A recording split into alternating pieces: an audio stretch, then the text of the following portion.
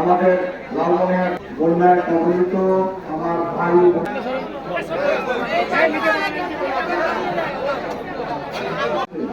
যে তিস্তা মহাপরিকল্পনা বাস্তবায়নে কারিগরি আর্থিক সহায়তা যা প্রয়োজন চীন সরকার সেটা দিবে। এখন এটা কারিগরি কমিটি করে দেওয়া হয়েছে, তারা এটা সমীক্ষা করছে যে কিভাবে বাঁধ তৈরি হবে, কিভাবে নদী খনন হবে, কিভাবে ব্যারেজ দেওয়া হবে। এটি হয়তো সমীক্ষা শেষ হলেই আমাদের মাননীয় প্রধানমন্ত্রী সেদিন দৃঢ়তার সঙ্গে আমার সংসদ ভাষণে আমি আবার তিস্তার কথা বলেছিলাম, ওনাকে ধন্যবাদ জানিয়েছি আপনাদের পক্ষে যে আপনি আমার 2 কোটি মানুষের দুঃখ বেদনাকে নিয়ে আপনি যতটুকু কাজ এগিয়েছেন, এর জন্য আমি তিস্তা পরের মানুষের পক্ষ থেকে ধন্যবাদ জানাই। তো সমীক্ষা শেষ হয়ে গেলে তারপরে হয়তো এখানে থেকে পাস করে আমরা হয়তো কাজ শুরু করবো।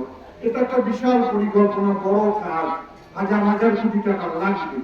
সেটা তো রাখতে হঠাৎ দিন রাত্রে করতে পারবো না আমরা, আমাদের এটা বাজেট আনতে হবে, তারপরে নকশা করতে হবে। এতটুকু ধৈর্য আপনাদেরকে ধরতে বলি।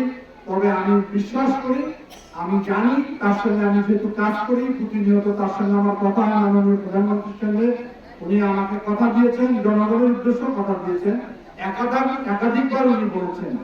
আমাকে দেখিয়ে একটা সভায় গাজীপুরে বলছেন যে এই লোকটার কারণে আজকে জাগোভাইয়ের তিস্তা এত পরিচিতি লাভ করছে। অনেকদিন ভাঙনের শিকার হয়েছেন, ক্ষতিগ্রস্ত হয়েছেন। আমি যখন 2001 সালে আপনাদের এমপি মন্ত্রী ছিলাম, তখন প্রথম আমি ইস্পাত দিয়েছিলাম, যার কারণে এই যে এখন পর্যন্ত এই জায়গাটা টিকে আছে। করছেন